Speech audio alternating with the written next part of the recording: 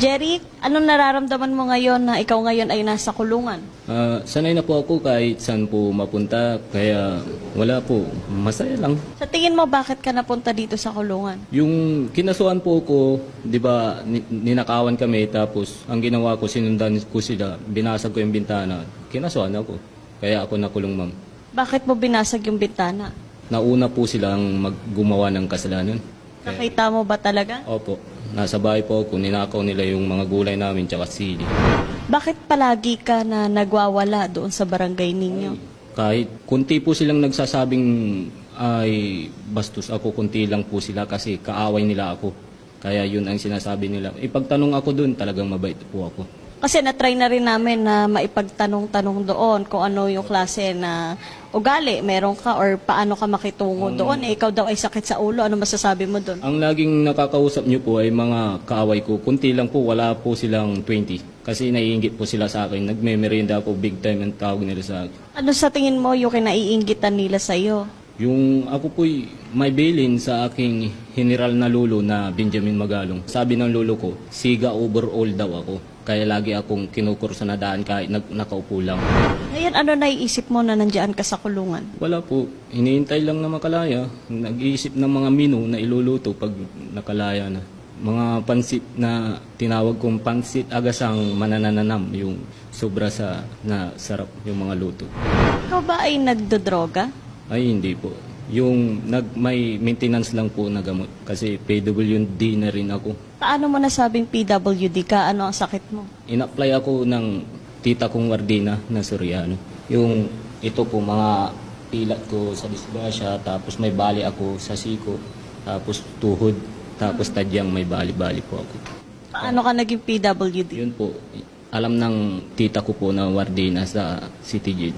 Kaya in-apply akong PWD para makatipid po ako sa gamot na maintenance. Ano yung maintenance na iniinom mo para saan? Ulan sapin po, pampakalma kasi isip na ako ng isip. Kasi po ako'y tinatawag na genius sa school. Nag-iisip po ako ng mga kanta dahil sa Biblia po may awit po. Kaya nag-aawit ako lagi na mag-isa. Anong grade ba ang tinapos mo? Natapos ko po ang kolehiyo, teacher po, maestro. Kung teacher ka, bakit nag-aamok-amok ka sa barangay ninyo at wala kang trabaho? Yung nagtatrabaho po ako sa pabrika po sa Bataan. Nakalib po ako. Pero bakit pati yung pamilya mo tinatakwil ka na? Hindi ko po yung pamilya, yung kanayon lang namin yun. Kaya mali po yung salita nilang pamilya ko sila. Yun po. Pero paano yan? May mga ebidensya na may hawak ka ng itak. Wala, kahit tanungin nyo yung intel na nanghuli sa akin, tito ko yun, inabot sa kanya yung itak.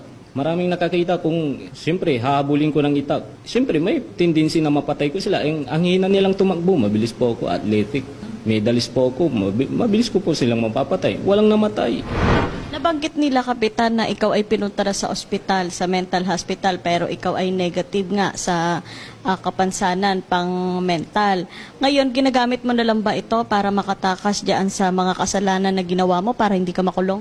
Ay, ang ano ko po, sinasabi ko sa attorney ko, wala po akong sakit, healthy po ako sa pag-iisip. Kasi in-examine po ako sa psychiatrist kasi may utak talaga ako, yung tinatawag akong henyo sa school kasi nakakapag-talking kaagad ako, pag may tanong sa akin, nakasasagot ko kaagad. Kaya napapansin ng tatay ko, kinakausap ko yung sarili ko kasi desisyon ko yun sa sarili ko para umasinso sa buhay, yung nagmamatematics. Bakit sa tingin mo hindi kasalanan yung ginawa mo pag-aamok, paghahabol ng itak at meron ka na ring nasaksak doon sa barangay ninyo? Hindi po ako nag-amok. Yung lagi akong kursunada, kaya magbayaw yun. Laging kursunada ako. Kaya pinitik ko ng kutsilyo para tumigil na. Yun ang ginawa ko. Hindi po ako nag-amok. Sa tingin mo tama yun? Sigaw. Tama po, pagganti. Kasi sila'y makasalanan. Kung hindi tayo gaganti ng mga mabait, ay lugi na tayo sa mga makasalanan. Siyempre, gawan ka, bugbugin ka, saksakin ka, hindi mo gantian, patay ka na, nasa langit ka na. Kawawa ka naman, kawawa yung pamilya mo, hindi mo na makikita halos-halos everyday. Pero ikaw yun nanaksak. Opo, kasi kursunada ako lagi. Hindi po ako lagi yung nag-uumpisa, biktima lang po ako. Gumanti lang po ako. Anong lahi mo? Yung Pinoy po, tapos all abroad. All abroad, tapos may dugong Pinoy. Yung kada bansa po, May lahi ka? opo, all Mother Earth ang tawag. All Mother Earth. Pwede mo pa-explain sa amin? Lahat ng bansa ay may kanayon po ako. Oh. Yun ang dugo ko. Tapos Pinoy pa. dati sinuntok ako ng tatay ko nung bata ako kasi akala niya matanda na ako. Yung sa lolo ko na Bongbong Marcos na presidente natin sa Pilipinas, lagi po akong ginaganito ng mga kaway ko, binibiktima ako. Yung tignan nyo lang po ang buhay ko na lagi akong kinukursunada. Yun lang po lolo ko na Bongbong Marcos. Hindi ko What is your message right now to King Charles? Hi to you. I don't know your name and family, but Queen Elizabeth now because I'm always in prison. They always doing me in prison, in prison. So I don't know you, but I glad to meet you in personal, Mr. Prince Charles. That's all this, ma'am.